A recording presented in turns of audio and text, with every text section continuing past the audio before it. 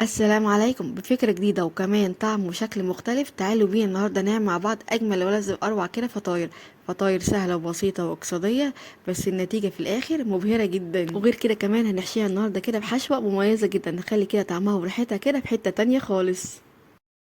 فطاير النهاردة بقى كده فطاير هشة ولذيذة جدا، يعني ملهاش كده أي وزن نهائي. وكمان مناسبة بقى كده جدا لفطار الصبح لما نكون مستعجلين وعايزين نفطر حاجة تكون سهلة وسريعة وفي نفس الوقت كده يكون طعمها حلو وكمان مميز. أحلى فطار بقى كده مع كوباية الشاي وبألف هنا. تعالوا بينا نبدأ بالفيديو الجميل علشان نشوف المكونات وكمان طريقة التحضير. قبل ما نبدأ بقى ما ننساش نحط كده اللايك الجميل للفيديو وكمان الشير والمشاركة لكل حبايبنا والاشتراك في القناة اللي لسه مش مشتركين، تفعيل زر الجرس علشان يوصلكم الإشعار بكل الوصفات الجديدة. تعالوا بينا نبدأ. هنسمي الله في البداية كده خالص. معايا هنا طبق عميق هضيف فيه، معايا هنا نص كوباية من المية الدافية، هضيف معاها كمان نص كوباية من الحليب أو اللبن الدافي. هضيف معاهم معلقة كده كبيرة من الخميرة الفورية وكمان معايا معلقة كبيرة من السكر، ومعايا هنا كده 3 معالق كبار من الزيت.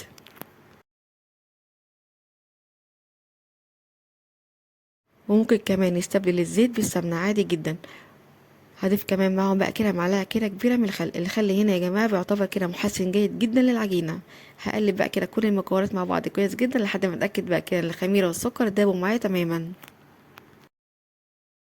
الخطوة الجاية أو المرحلة الجاية إن أنا هبدأ بقى أضيف الدقيق. معايا هنا نص كيلو من الدقيق، ما يعادل كده 500 جرام. هضيف عليه رشة بسيطة كده جدا من الملح.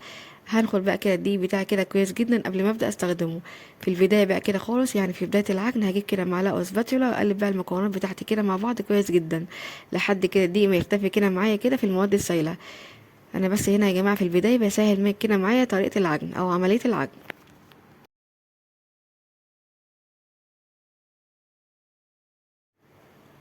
بعد ما قلبنا بقى المكونات مع بعض كويس جدا والدقيق بدأ يختفي كده في المواد السائلة، في التوقيت ده كده هستغنى عن المعلقة بتاعتي او الاسباتيلا وهبدأ استخدم ايدي بقى كده في العجن علشان اتحكم بقى كده في قوام وملمس العجينة بتاعتي كده كويس جدا. هعجنها كده حوالي كده 5 دقايق لحد ما نوصل للقوام والملمس ده. قوامها هيكون طري معايا وملمسها ناعم ومش بيتلزق في الايد زي ما حضرتك كده شايفين. ما شاء الله عجينة ممتازة جدا لان مقاديرها مظبوطة جدا. بعد كده هجيب بقى كده طبق تاني وابدا اضيف له كده معلقه كده صغيره من الزيت. هدهن بقى كده الطبق بتاعي بالزيت كويس جدا وبعد كده هبدا اضيف فيه العجينه.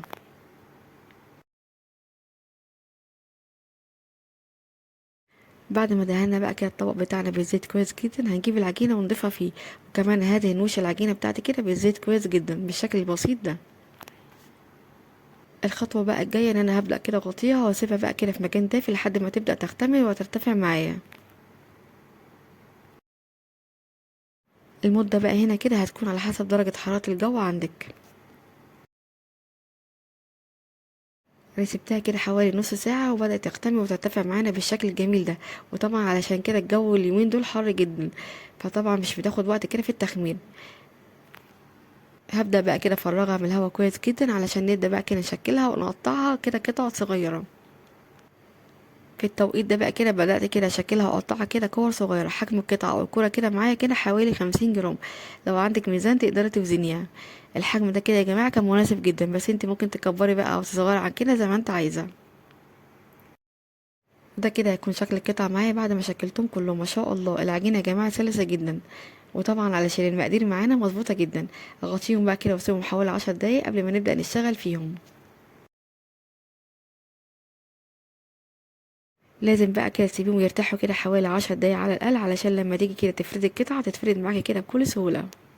في التوقيت ده بقى كده بدات اجهز كده الحشوه اللذيذه بتاعتنا النهارده. حشوه سهله وبسيطه بس طعمها مميز جدا. معايا بقى هنا كده ربع كوباية من السكر، ضفت عليه معلقة كده كبيرة من قرفة وكمان معلقة كده كبيرة من كاكاو الخام، وكمان كان عندي شوكليت شيبس ضفته ليه، اداله طعم مميز جدا. حشوة بسيطة ولذيذة يا جماعة، بس بصراحة طعمها هايل جدا مع الفطاير بتاعتنا النهاردة. كفاية كده ريحتها أثناء التسوية. معايا بقى كده هنا سمسم، وكمان الطبق التاني ضايفة فيه كده معلقة كبيرة من السكر وحوالي كده 3 معالق كبار من المية. قلبتهم كده مع بعض كويس جدا. المية بسكر يا جماعة هي اللي هندهن بيها وش الفطاير بتاعتنا النهاردة، علشان طبعا السمسم يلزق معانا بكل سهولة، وكمان بعد التسوية تخلي لونها كده مميز جدا.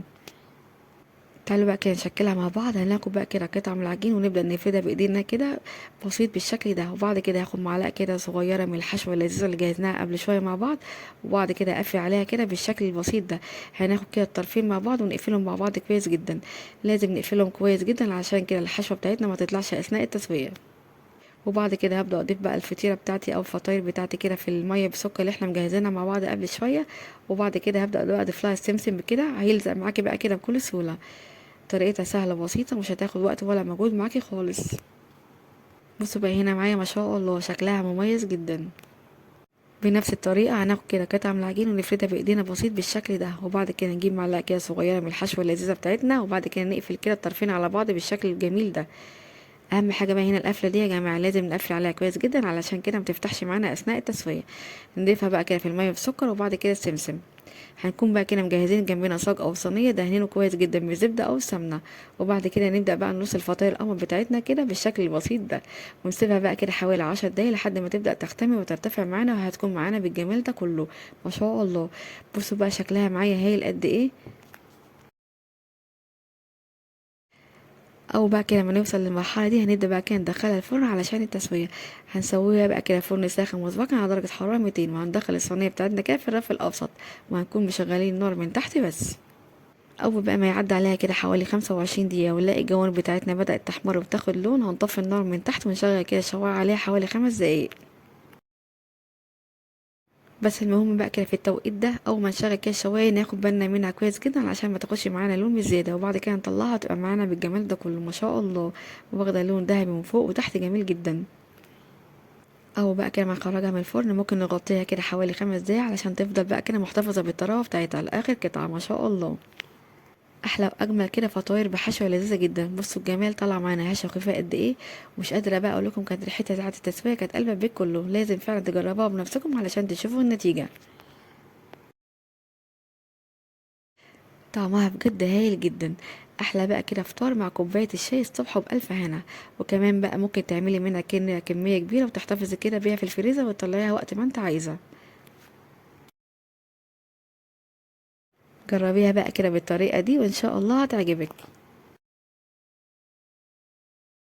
وعلشان بقى كده هي سهله وبسيطه والنتيجه بتاعتها مبهره جدا، انا عارفه بقى ان انت كده هتقومي تجربيها حالا. يلا بقى كده بسرعه جربيها بنفس الطريقه ونفس الخطوات وان شاء الله هتطلع معاكي ناجحه من اول مره. اسيب بقى ليكي كده كل مكونات الوصفه مكتوبه في الوصف تحت الفيديو. بالهنا والشفا مقدما لكل هيجربها. وبكده بقى فيديو النهارده يكون خلص معاكم. اتمنى بجد فيديو النهارده وصفه النهارده تكون عجبتكم واستفدتوا منها. لو عجبكم بقى فيديو النهارده وصفة النهارده ما تنسوش اللايك والشير للفيديو الجميل ده كده على طول علشان يوصل لأكبر عدد من الناس، وكمان الاشتراك في القناة لو لسه مش مشتركين وتفعيل زر الجرس علشان يوصل لكم الإشعار بكل الوصفات الجديدة. اشوفكم على خير إن شاء الله في فيديو جديد. مع السلامة.